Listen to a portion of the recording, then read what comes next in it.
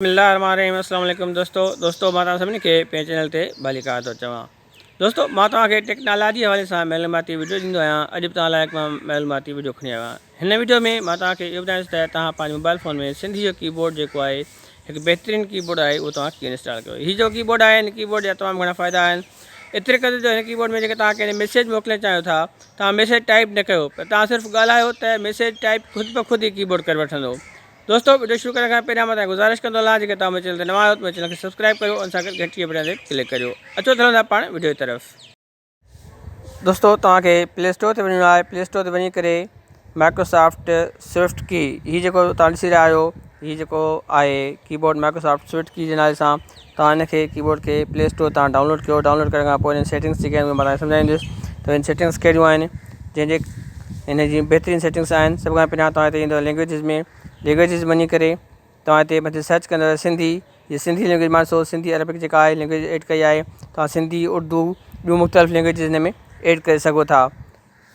जे तव्हां languages add कयूं उन खां पोइ ईंदासीं हेठि ॿियनि सेटिंग में थीम्स। हिन जा मुख़्तलिफ़ थीम्स आहिनि जेके तव्हां हिते इन मां खणी करे इन में इंस्टॉल करे सघो था। इन लाइ तव्हां नेट हुअणु ज़रूरी आहे। यूएस थीम्स हीअ जेके पंहिंजा थीम्स आहिनि हीअ तव्हां ॾिसी रहिया आहियो। कस्टमाइज़ वञी करे तव्हां ॿिया शेयर थीम्स जेके आहिनि उहे खणी करे हिते हिन में एड करे सघो था। हिन थीम्स जेको नज़र ईंदा मतिलबु उन हिसाब सां नज़र अचनि। उन खां पोइ टाइपिंग आहे। टाइपिंग में ऑटो करेक्ट मतिलबु जेके तव्हांजा वर्ड जेके आहिनि ऑटोमेटिकली करेक्ट करे, तव्हां ग़लति था लिखो त हुनखे ऑन कंदव त उहे ऑटोमेटिकली करेक्ट थींदा। क्विक प्रिडिक्शन इंसर्शन आहे। उन खां पोइ क्विक पीरियड्स आहे। उन खां पोइ ऑटो कैपिटलाइज़ेशन मतिलबु ऑटोमेटिक कैपिटल करे अखरनि खे वॾो करे। कर्सर कंट्रोल आहे, इहे ऑन हुअणु घुरिजनि। इहे सभु सेटिंगूं जेके आहिनि तव्हां जेके मां ऑन रखियूं आहिनि ऑन कयो, ऐं जेके मां ऑफ रखियूं आहिनि उहे तव्हांखे ऑफ करणियूं आहिनि। उन खां पोइ हेठि ईंदासीं EMI। EMI मतिलबु जेके तव्हां इमेजिस ॾिसंदा आहियो उन्हनि में विच जेका आहे डेडिकेटेड EMOजी आहे की जेके हिन खे ऑन रखिणो आहे ऐं बाक़ी ॿियनि सेटिंग खे ऑफ रखिणो अथव।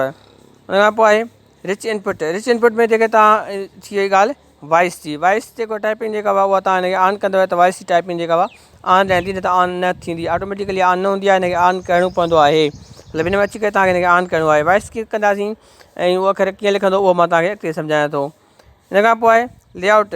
कीबोर्ड जो लेआउट जेको आहे उहो तव्हां चेंज करे सघो था। हुन जी एरोज़ जेके आहिनि उहे नंबर एरो मतिलबु सिर्फ़ु ABC न तव्हां लिखंदा रहो, ऐं अखर जेके अंग आहिनि उहे जेके हिन खे ऑफ कंदव त मथियां अङनि जी लाइन जेका उहा न ईंदी। जेका ऑन हूंदो त अङनि जी लाइन उहा मथे अची वेंदी। ॿियूं बि हेठि मुख़्तलिफ़ हिन जूं कीअ जी एरो कीज़ आहिनि। जेकॾहिं एरो कीज़ जीअं कंप्यूटर में थींदियूं आहिनि उहे बि जेके तव्हां ऑन करणु चाहियो उहे बि ऑन करे सघो था। मुख़्तलिफ़ कीज़ आहिनि जेके तव्हां ऑन करणु चाहियो। लॉन्ग प्रेस सी ऑल अवेलेबल अकाउंट्स वग़ैरह असेंट्स वग़ैरह जेके आहिनि उहे बि ॾिसणु चाहियो त उहे तव्हां ऑन करे सघो था। उन खां पोइ साउंड वाइब्रेशन जी सेटिंग आहे उहा बि तव्हां हुनजी ऑन करे सघो था। हलो था पाण कीबोर्ड जी तरफ़।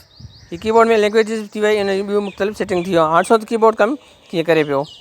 मां कोई मैसेज खोलियां थो, मैसेज टाइप करण लाइ पाण हिते अचूं था, पाण हिते ओपन था कयूं। हाणे ॾिसो तव्हां मथे कीबोर्ड में त अंग बि नज़र अचनि पिया, हेठां अखर बि नज़र अचनि पिया। जेकॾहिं हिन लैंग्वेज चेंज करणु चाहियो सभु खां पहिरियों मां लैंग्वेज चेंज करणु सेखारियां त हीअ जेको हेठि इंग्लिश लिखियलु आहे हिन खे स्विप कंदव त सिंधी अची वेंदी। वरी हिन खे स्विप कंदव त इंग्लिश अची वेंदी। हाणे मां चवां मां ॻाल्हायां ऐं उहो ई कीबोर्ड जेको आहे लिखंदो वञे। त इन लाइ हिते साइड में तव्हां बटन सां प्रेस कंदासीं। प्रेस करण खां पोइ हिते ॻाल्हाईंदासीं पाण। Hello hi are you from Karachi. हितां ॾिसो मां जेको ॻाल्हायो सो हिते टाइप थी चुको आहे। ईअं ई तव्हां जेको ॻाल्हाईंदव उहो हिते टाइप थींदो वेंदो।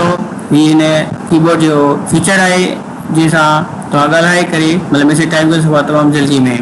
दोस्तों हिन तमामु सुठा फीचर आहिनि। उमेदु थी कजे त तव्हां हिन कीबोर्ड खे इस्तेमालु करे इंजॉय कंदा।